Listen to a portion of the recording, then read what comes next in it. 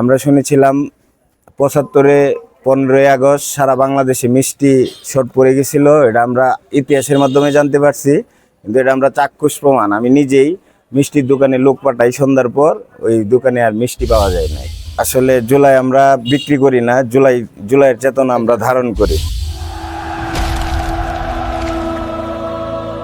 এই জুলাই আন্দোলন করতে গিয়ে আমাদের অনেক ভাই শহীদ হয়েছে, তাদের আত্মার মাগফিরাত কামনা করি।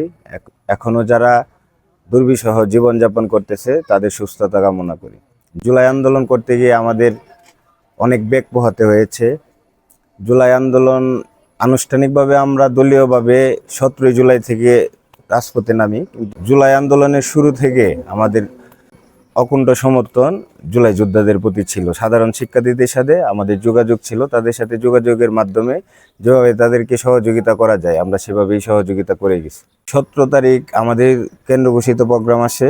ওই প্রোগ্রামে ছাত্রলীগ, যুবলীগের গুন্ডারা যারা সাধারণ শিক্ষার্থী তাদেরকে বিভিন্নভাবে থ্রেট দেয়, আতঙ্কিত করে যে তারা রেলওয়ে স্টেশন ব্লকেট দিছিল। ওই রেলওয়ে স্টেশনে তাদেরকে অবস্থান নিতে দেবে না।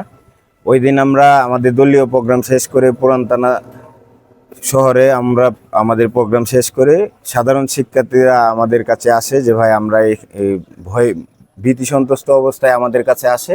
আমরা তাদেরকে সাহস জুগিয়ে স্টেশন চত্বর আমাদের দখলে নেই এবং এখান থেকে আমাদের আনুষ্ঠানিকভাবে আমাদের দলীয়ভাবে পদযাত্রা জুলাই আন্দোলনে শুরু হয়। সাধারণ শিক্ষার্থীরা আসলে যারা মূল নেতৃত্ব দিতেছিল তাদেরকেই তারা টার্গেট করছিল। আর আমরা বিএনপির যারা আছি, ছাত্রদল, যুবদল, স্বেচ্ছাসেবক দল, বিএনপি যারা মূলত অর্গানাইজ করে লোকজন, তাদের প্রতি প্রশাসন, ছাত্রলীগ, যুবলীগ সবারই একটা তুপ ছিল। এই তুপের মুখে থেকেও এটাতে আমরা সফল হতে পেরেছি। মহান আল্লাহ তাআলা আমাদের সহায় হয়েছিলেন। এজন্য দীর্ঘ ১৭ বছরের ফ্যাসিবাদ পতন হয়েছিল। সেই পতনের মাধ্যমে আমরা আসলে আনন্দ উপভোগ করেছিলাম ওই দিন সারা বাংলাদেশ। আমরা শুনেছিলাম ৭৫-এ ১৫ই আগস্ট সারা বাংলাদেশে মিষ্টি শর্ট পড়ে গেছিল। এটা আমরা ইতিহাসের মাধ্যমে জানতে পারছি, কিন্তু এটা আমরা চাক্ষুষ প্রমাণ। আমি নিজেই মিষ্টির দোকানে লোক পাঠাই, সন্ধ্যার পর ওই দোকানে আর মিষ্টি পাওয়া যায় নাই। জুলাই আন্দোলনে আমি একাধিকবার গুলিবিদ্ধ হয়েছি।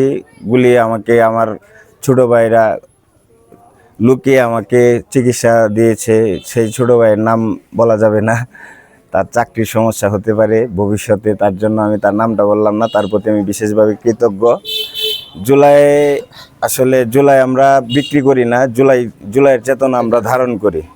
আর জুলাই দীর্ঘজীবী হোক সেই কামনা করি।